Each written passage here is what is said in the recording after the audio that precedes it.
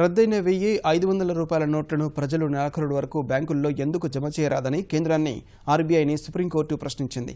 పాత నోట్ల జమకు మార్చి 31 వరకు అవకాశం ఇస్తామని గతంలో హామీ ఇచ్చినా ప్రస్తుతం అందుకు అనుమతించడం లేదని ఆరోపిస్తూ దాఖలైన వ్యాజ్యంపై స్పందించిన సుప్రీంకోర్టు ఈ మేరకు కేంద్రానికి రిజర్వ్ బ్యాంకుకు తాకీదులు జారీ చేసింది. పాత నోట్ల జమ వ్యవహారంపై విచారణను ఈ నెల 10కి వాయిదా వేసింది. అవినీతి, నల్లధనం నిర్మూలనే లక్ష్యంగా కేంద్రం గత ఏడాది నవంబర్ 8న పెద్ద నోట్లు రద్దు చేసింది.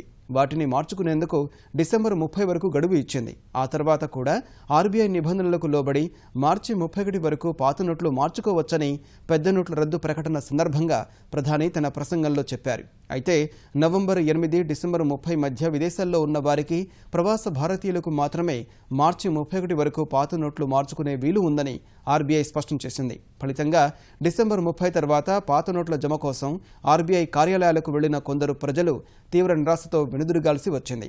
ఈ వ్యవహారం చివరకు సుప్రీంకోర్టుకు చేరగా కేంద్రానికి, ఆర్బీఐకి న్యాయస్థానం తాకీదులిచ్చింది.